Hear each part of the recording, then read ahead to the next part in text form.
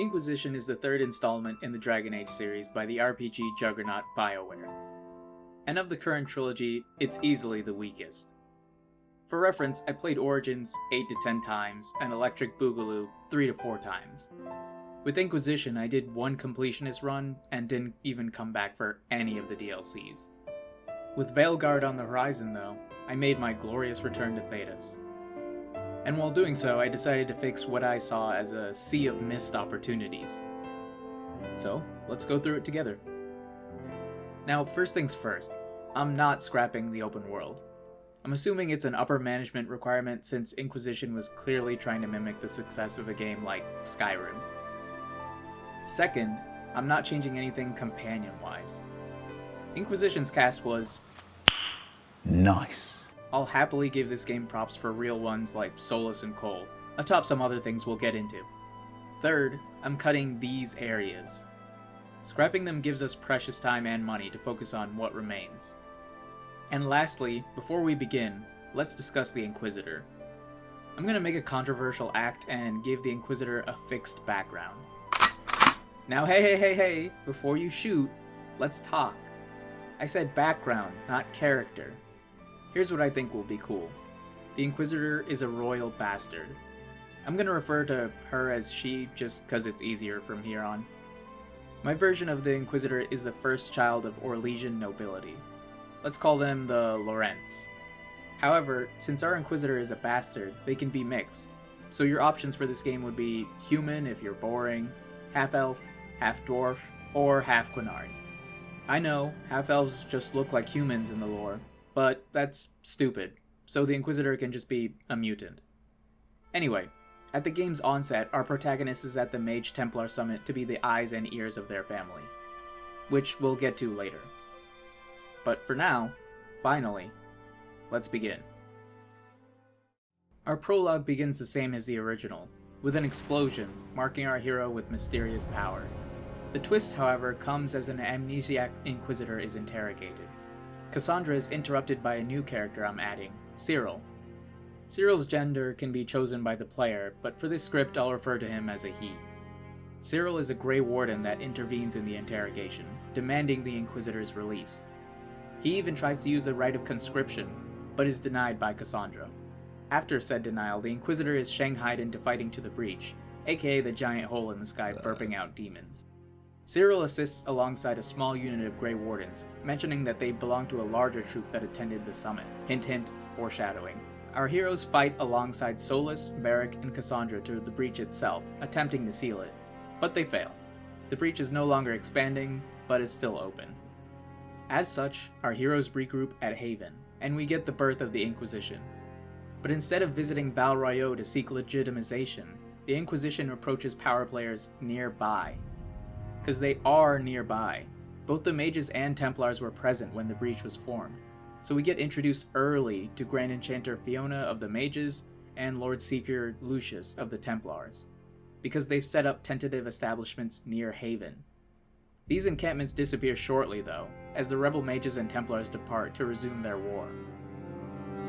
We also meet with Cyril, and we learn that Cyril was actually betrothed to the Inquisitor, but joined the Grey Wardens instead. Here we can color their connection via dialogue options. Was the Inquisitor excited for the marriage? Were they not? Were they friends? Were they strangers? Is something still there? Etc. Either way, there isn't time to dwell on the relationship, because Cyril asks the Inquisitor to assist in tracking down Wardens who fled the Peace Summit. So, our ragtag band heads to the Hinterlands in our first main quest. The Inquisitor scours the area, facing rebel mages and Templars until she finds the Wardens. Said Wardens have captured Mother Giselle, a Chantry priestess, alongside other refugees, and are forcing them to undergo the joining ritual one by one to turn them into Grey Wardens. Our heroes interfere. They beat back the Wardens, forcing them to retreat, but just as victory approaches, Templars attack. The Grey Wardens use this opportunity to flee, while the Templars target the refugees, and a choice must be made. The Inquisitor can either abandon the refugees to catch and capture the Grey Wardens, or let the Wardens go and defend the refugees. Option number 2 nets power, influence, and can even lead to agents down the line. We'll circle back to option 1 later. Our second mission is in Ampry du Lion, I hope I pronounced that right. I'm not checking. The Inquisitor and Cyril go there to report to her father and possibly garner support for the Inquisition. But, lo and behold, there's trouble afoot. Mages have taken the Inquisitor's younger brother hostage, threatening to kill him. Plus, demons are getting into all sorts of wacky shenanigans. Our heroes reach Castle Laurent, meeting the Inquisitor's daddy, Albert, who is a Gaspard loyalist. He's also hosting Gaspard's sister, Floriane, who for now gives us an overview of the Civil War and its politics. Lord Albert charges the Inquisitor with rescuing her sibling in exchange for support. So, our Inquisitor seeks the Laurent heir, tracking him and his mage captors to abandoned elven ruins. Now, if the Inquisitor is a mage, she's able to talk her way in. If not, though, she has to fight. Either way, she eventually reaches her brother, Adrian, and learns the truth. Adrian wasn't kidnapped. He fell in love with a mage, let's call her Diane, and they ran away together. Our Inquisitor must make a choice then. Force Adrian to return home, which triggers a battle with Diane, but also gains them the support of House Laurent, or let Adrian go and forfeit the support, getting a demon-repelling trinket from Diane instead. If Adrian is forced to return though, Sarah will leave the Inquisition. If she's there when the decision is made, she'll either side with Diane and have to die, or if her approval is high enough, she'll depart once all is said and done. After Impri Dulion, the Inquisition concludes that it must pick a side in the Mage-Templar War. And while Cyril temporarily leaves to contact the Wardens, the Inquisitor reaches out to whichever side she chooses. We're going to branch paths here to discuss both options, starting with the Mages. The Mages' quest remains the same. Quick summary for the unaware: Mages are in Redcliffe, a Magister offers them power, said Magister opens a rift in time and space that flings the Inquisitor into a dark future that she fights back from. This is one of the best quests in the game. I'm not changing anything here except the ending. See, Grand Enchanter Fiona is an ally in this quest, but this whole debacle occurred because she relinquished her role as Grand Enchanter to join the Tevinter Imperium. So the decision must be made. Is Fiona to be punished and a new puppet put in her place? Or should she be spared and allowed to continue on? If Fiona is spared, however, a Vivienne with low enough approval will leave the party in protest. Now for the Templars. This quest sends our Inquisitor to Therenfall Redoubt for a meeting with the Lord Seeker. Said meeting occurs in this version, unlike the original, after the Lord Seeker invites the Inquisitor to his quarters. An Inquisitor with high enough cunning will notice that something is amiss, but one without will be ambushed by Envy, a demon masquerading as the Lord Seeker. An ambushed Inquisitor will start the fight paralyzed and poisoned, whereas a cunning Inquisitor won't. Either way, our hero chases the Envy demon throughout Therenfall as Templars battle their former brothers in arms. Envy pulls the Inquisitor into the Fade, only for Cole, a spirit of compassion, to help the Inquisitor in combating the demon.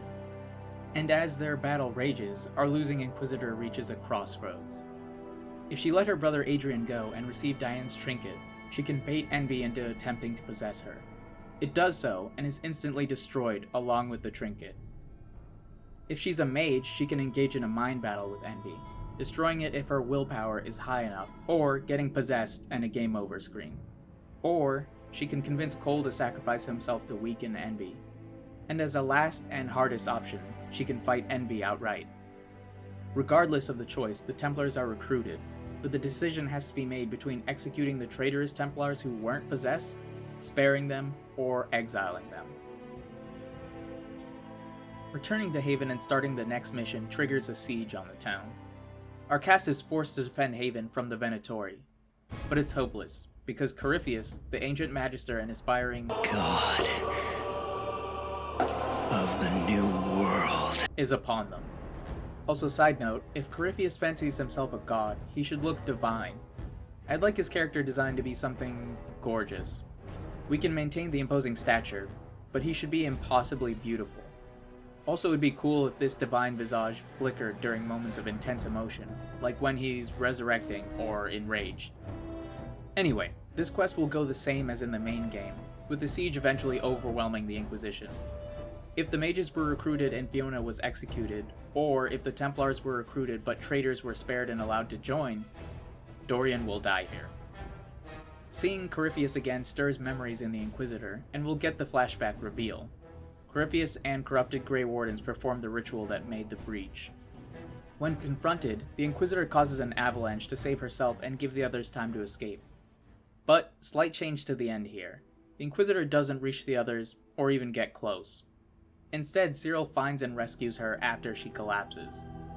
Afterward, the Inquisition searches the wilds until finding Skyhold, then establishes a new base from which to face Corypheus and his ilk. Our Inquisitor is also introduced to Hawk, who, alongside Cyril, has contacted a Grey Warden. Said Grey Warden helps them investigate the Order's link to Corypheus. Our heroes in Warden contact, Alistair for this script, head to the Grey Warden fortress, Adamant. There they confront the Wardens, just like in the game, who are being manipulated into demonic rituals meant to save their order from what they think is approaching doom. The siege plays out like it did originally, but with a twist. Remember those Grey Wardens earlier in the Hinterlands? If they were pursued and captured, the Inquisitor will be able to use information from them to convince the Wardens that something is awry. If this information isn't brought forward though, Warden Commander Clarel will fight our heroes to the death. Either way, the Inquisitor is still sucked into the fate alongside Hawk. However, Alistair doesn't join our heroes. Cyril does. And we won't retread the breach's opening. Instead, we'll experience memories from the Inquisitor's past. Memory 1 is the Inquisitor being bullied as a child if they're half-elf, half-dwarf, or half-Quinari. They can choose how they responded, whether they tried to appease their bullies, fought back, ignored it, resented the bullies, resented themselves, etc. Or, if they're fully human, the memory will be their cousin bullying a peasant. They can choose to either intervene, do nothing, or join in. Memory 2 is the Inquisitor as an early teenager. If they're a mage, it'll be the first time they use their powers, allowing them to react with fear, wonder, or even trying to hide said powers. If they're a rogue or warrior, they'll be assigned training under the Master-at-Arms by their stepmother, and can establish their relationship with her and feelings towards being forced into martial training. And Memory 3 is the Inquisitor as a young adult attending the ceremony where their brother Adrian becomes a Chevalier. They can choose to be jealous, proud, or indifferent. The Fade section ends after the Inquisitor confronts the Nightmare Demon plaguing the Wardens, and here she'll make a choice, as someone needs to stay behind to make sure everyone can escape. You already know what it is. Cyril or Hawk. Only one can survive. Regardless, once the Fade is left behind, the Wardens are to be dealt with.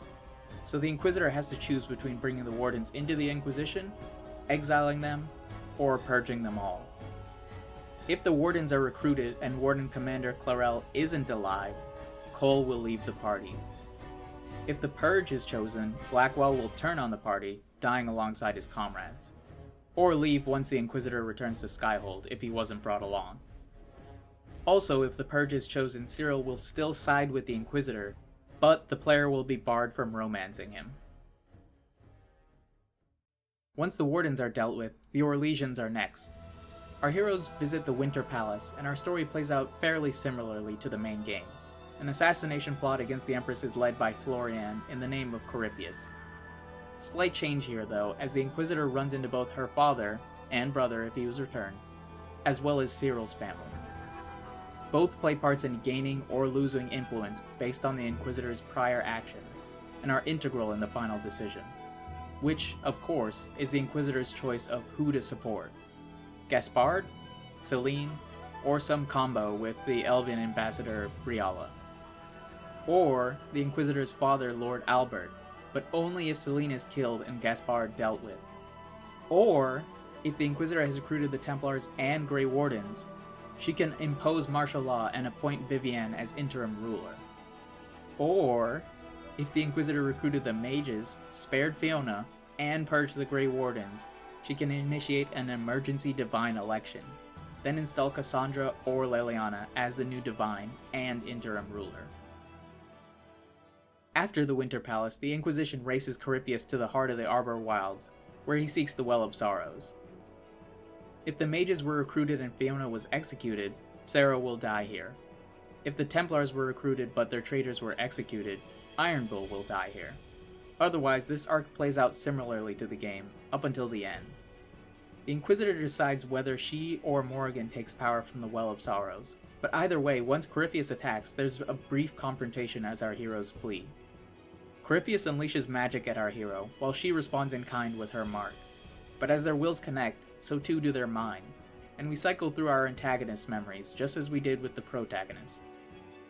We'll witness an upbringing that instills in Corypheus a thirst for knowledge and order, his ascension to Magister and aspirations to make the world a more stable place, even right before his expedition to the Black City. Then the connection severs, and our Inquisitor is knocked through the Alluvion right before it shatters.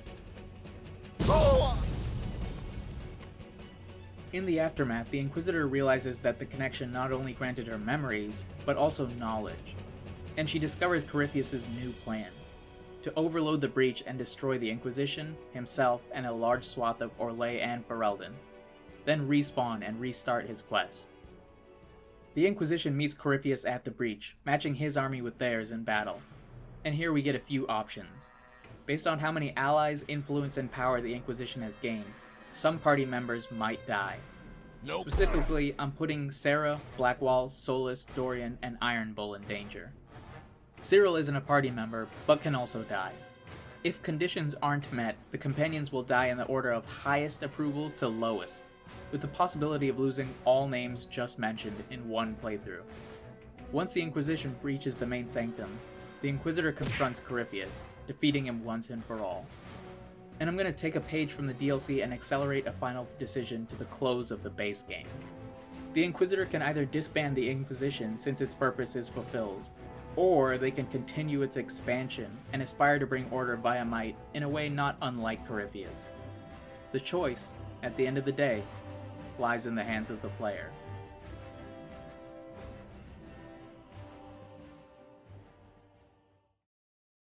This one was a little different from my other rewrites, since there were so many branching paths.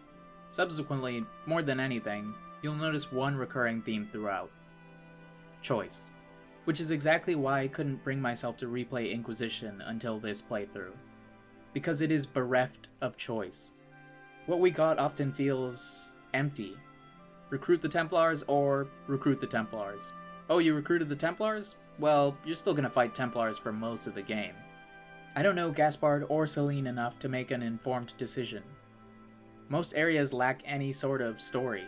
It's just, go here, kill this camp, go here, kill this camp, go here, kill this camp. I wanted to return the role-playing aspect to this role-playing game, and add emotional weight to these decisions. Because no one is going to choose Stroud, a random Grey Warden, over Hawk, the PC from the prior game. But Cyril? I don't know, bro, he's pretty rad. Other changes were made to make the story more grounded and emotionally resonant. Because of the three protagonists, I felt least connected with the Inquisitor. I mean, I barely knew her. The Warden has so much flavor text that you can make them whoever you want. Hawk has an explicitly personal story, but the Inquisitor is just present. Giving her a background and letting players define her helps this character feel way more unique and personalized. That's what I want most out of an RPG, to write my story. In Origins, my friend made a mage that dual-wielded swords and put all of his points into strength. By the endgame, he had his melee mage, who was not an arcane warrior, a dog, the secret companion, and Oghren. That is insane! But it was his. You can't do stuff like that in Inquisition. You can't customize your character to that extent. You can't even put points into ability scores. So with this, I wanted to bring some uniqueness to a game that is otherwise extremely linear, and show what could have been, and what Veilguard hopefully will be. Probably not, though. But, fingers crossed, I guess. That's all I've got for this one. Like and subscribe, because I've got more rewrites, fixes, and whatnot in the works. Speaking of, for my next rewrite, you are my queen. Until then, though, cheers.